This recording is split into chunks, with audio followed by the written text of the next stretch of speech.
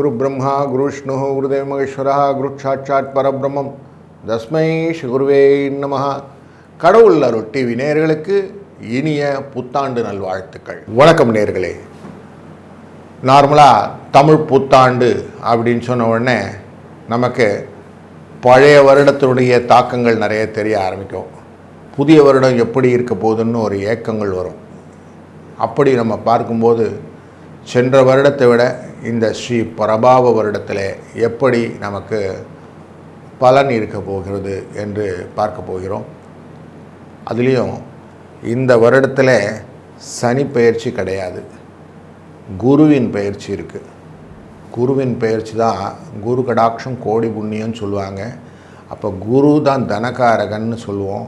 அப்படிப்பட்ட குருவினால் நமக்கு என்னெல்லாம் பலன் அப்படிங்கிறத ரொம்ப மைனூட்டாக பார்க்க வேண்டியிருக்கும். அவன் குரு பெயர்ச்சியானது 1ஆம் தேதி ஜூன் 2026 கடகராசியிலே உச்சம் அப்படிங்கிற இடத்துக்கு போகிறார். அந்த உச்சம் அப்படிங்கிற இடத்துல போயிட்டு அங்கேருந்து 31/10 அதிசாரமாக சிம்ம ராசிக்குள்ளே போவார். திருப்பி அங்கேருந்து ரிட்டர்ன் ரிவர்ஸில் 24 ஜனவரி 2027 அன்று திருப்பி கடகராசிக்கு வருவார். அப்போது ஒரு நல்ல மொமெண்ட்டு மிதுன கடக சிம்மம் அப்படிங்கிற 3 ராசி தொடர்புகளை கொண்டது. காலச்சக்கர புருஷத்தில் பார்த்தோன்னா 3ஆம் இடம், 4ஆம் இடம், 5ஆம் இடம்னு சொல்லுவோம். 3ஆம் இடம் தான் முயற்சி, வீரியம், தைரியம் அப்படிங்கிற இடம். 4ஆம் இடம் தான் குடும்பத்தில் இருக்கக்கூடிய அந்த வண்டி வாகனம், சுகங்கள், அன்னை, தாய் அப்படின்லாம் சொல்கிறோம் இல்லையா, இந்த சுகங்கள் எல்லாம். 5ஆம் இடம்ங்கிறது குழந்தைகள், பாக்கியங்கள், ஆசைகள், யோகங்கள், லக் அப்படின்றோம், ஃபார்ச்சூன் அப்படிங்கிறோமே, இதெல்லாம். இப்போ இந்த தனக்காரனுடைய முக்கியமான செய்கை நமக்கு புரிந்துவிட்டது. அதனால் இதையும் பார்த்து கொள்ள வேண்டும். இந்த வருடம் பிறக்கும் போதே ரிஷப லக்னத்திலே பிறக்கிறார். ரிஷப லக்னத்திலே அவர் மிருகசிரீஷம் என்கிற நட்சத்திரத்திலே இந்த கால் ஊன்றுகிறார். இந்த வருஷத்தை சூரியன் உச்சமாக அமர்கிறார் அஸ்வினி நட்சத்திரத்தில். சூரியனுடன் சேர்ந்து நமக்கு சுக்கிர பகவானும் அமர்ந்து கொள்கிறார் பரணி நட்சத்திரத்தை தன்னுடைய சுயசாரத்திலேயே. அவருடைய 3ஆம் இடமான மிதுன ராசியிலே குரு புனர்வசு என்கிற தன்னுடைய சாரத்திலே அமர்ந்து கொள்கிறார். கேது மகம் என்கிற சிம்ம ராசிக்குள்ளர அவர் அமர்ந்து கொள்கிறார் தன்னுடைய சுயசாரத்திலே. ராகு சதயம் என்கிற தன்னுடைய சுயசாரத்திலே அமர்கிறார். கூடவே சந்திரனும் சதய நட்சத்திரத்தில் அமர்ந்து கொள்கிறார்.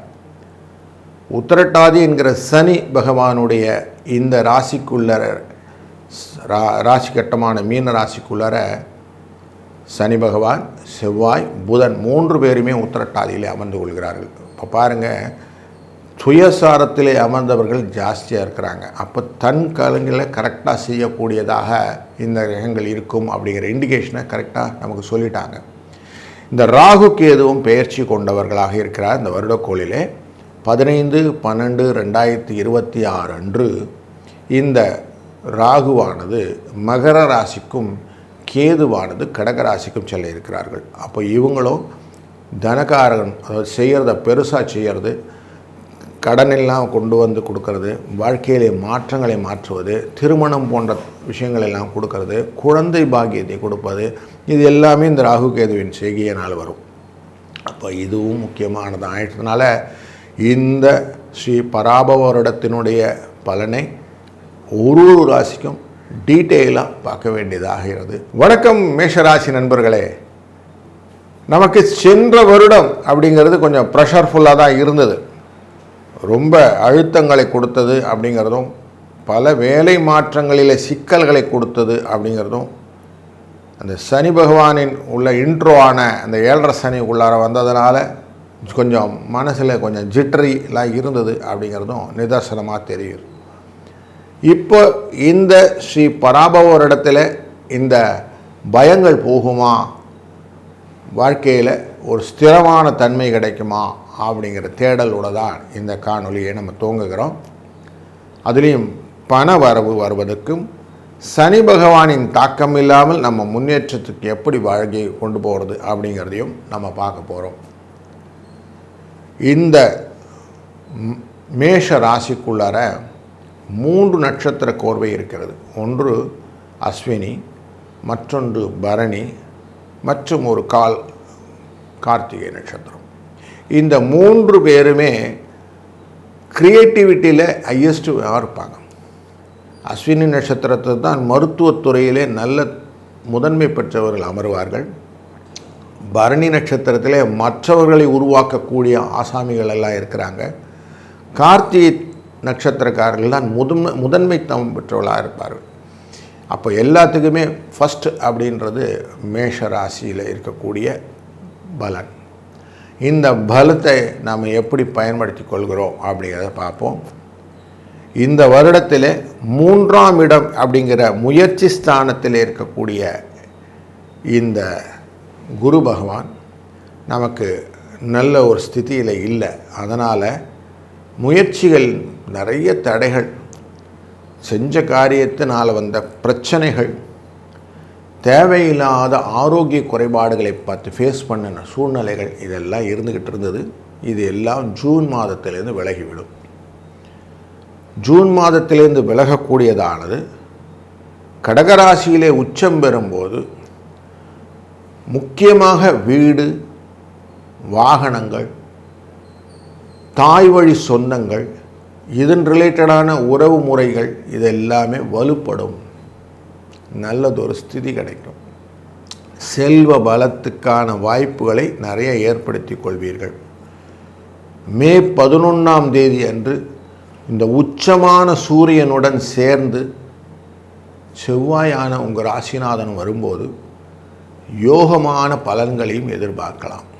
அப்போது மே மாதமும் ஜூன் மாதமும் நல்லா வந்துடுச்சின்னு தெரிஞ்சு போச்சு.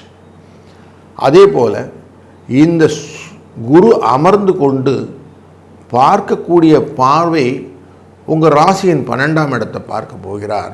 ஜூன் மாதத்துலேருந்து 12ஆம் இடத்திலே வருடக்கோளாக அமர்ந்து கொண்டு இருக்கிற சனி பகவான், அவர்னால் வரக்கூடிய சிக்கல்கள், நார்மலாக செலவு ஜாஸ்தியாக இருந்தது, அந்த செலவு கட்டுப்படும். அதனால் வரக்கூடிய கால் பிரச்சனைகள், முட்டி பிரச்சனை, நடக்க முடியல சார் அப்படின்னவங்களுக்கு கொஞ்சம் ஆறுதலான செய்தி, மருத்துவத்தினாலே சில தீர்வுகளும் கிடைக்கக்கூடிய சூழ்நிலை வந்துவிடும். அது மட்டும் இல்லை, நீங்கள் செய்யக்கூடிய காரியங்களிலே வெளிநாட்டு வர்த்தக தொடர்புகள் இருந்தால் வரவுகளை ஏற்படுத்தி கொடுக்கும். மறைமுக வரவுகள் அப்படின்னு சொல்லுவோம். தாய் வழி உறவிலே வரக்கூடிய வரவுகளும் உங்களுக்கு வந்து சேரும். அப்போ க்ளீனாக இந்த ஸ்டேஜ் உங்களுக்கு நல்லாயிருக்கு. இந்த குருவின் பார்வையானது உங்களுடைய ராசியின் 8ஆம் இடத்தையும் பார்ப்பதனாலே கஷ்ட நிவர்த்தி அப்படிங்கிறது இருக்கும். ஆனாலும் சில மன சிக்கல்களும் உண்டாகும். அந்த மன அழுத்தத்தை விடுவித்துக் கொள்வதற்கு கொஞ்சம் தியான முறைகளை பயன்படுத்தி கொள்ளுங்கள். அது நல்ல ஒரு பலனை தரும். குருவுடைய இந்த பார்வை உங்களுடைய தொழில் ஸ்தானத்தில் மேலே விழும். தொழிலிலே விருத்தி கிடைக்கும். நிறைய புதிய மாற்றங்களை உருவாக்க வேண்டும் என்ற எண்ணமும், அதன் மூலியமாக லாபத்தை பெருக்கிக் கொள்ள வேண்டும் என்ற வகைகளும் உங்களுக்கு தெளிவாக தெரியும். அதனால் நல்ல ஒரு மூமெண்ட்டை அழகாக கேபிட்டலைஸ் பண்ணிக்கலாம். 15/12/2026 போது கேதுவுடன் சேர்ந்த இந்த குருவாக மாறுவார். அப்பொழுது இந்த குருவின் தன்மையிலே நீங்கள் தொழிலிலே கவனத்துடன் வேலை செய்தால் பலன் வரும். உறவுகளை பகைத்து கொள்ளாமல் இருப்பதும், நண்பர்களை பகைத்து கொள்ளாமல் இருப்பதும் முக்கியம். அப்போ வார்த்தையில் கரெக்டாக அளந்து பேசணும் அப்படிங்கிறத எடுத்துக்கிடுங்க. இதை கன்ஃபார்மாக மைண்டில் வச்சுக்கோங்க.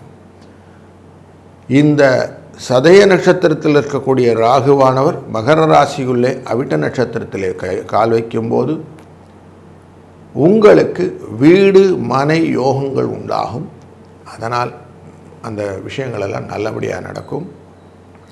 திருமண தடைகள் இருந்தவர்கள், முக்கியமாக வயது முதிர்ந்தும் திருமணமாகாத ஆண் மற்றும் பெண்களுக்கு திருமணம் ஆகக்கூடிய வாய்ப்புகளும் இந்த வருடத்திலே இருக்கிறது. அதனால் சந்தோஷத்தின் பல பரிமாணங்கள் உண்டு. கொடுத்த கடன் திரும்பி வந்துடும். புதிதாக கடனை வாங்காமல் இருப்பது நல்லது. தொழில் முறையிலே, வர்த்தகத்திலே அங்கங்கே கணக்கை பைசல் பண்ணிகிட்டே போயிட்டீங்கன்னா ப்ராப்ளம் எதுவும் உங்களை பாதிக்காமல் உங்கள் வாழ்க்கையை ஸ்மூத்தாக இந்த ஸ்ரீ பராபவ வருடத்தில் நடத்தி கொள்ள முடியும் அப்படிங்கிறது தெரிகிறது. இந்த வருடம் முழுவதுமே உங்களுடைய சிந்தனையும் மனதும் பிரார்த்தனை மார்க்கமாக முருகப்பெருமானை நினைத்து கொண்டு செயல்கள் செய்யும்போது உங்களுக்கான வெற்றியை நீங்கள் நிச்சயம் அடையலாம் என்கிற நல்ல ஒரு பதிவை உங்களுடன் முன்வைக்கிறேன். இந்த வருடம் நல்ல பலன்கள் உங்களை வந்து அடையட்டும். நல்லது நடக்கும், நல்லதே நடக்கட்டும். வாழ்க வளத்துடன். கடவுள் அருள் டிவியை பார்த்தமைக்கு நன்றிகள். மேலும் இது போன்ற தகவல்களை தெரிந்து கொள்ள கடவுள் அருள் டிவியை சப்ஸ்கிரைப் செய்யுங்கள். மறக்காமல் பெல் ஐக்கானை கிளிக் செய்யுங்கள்.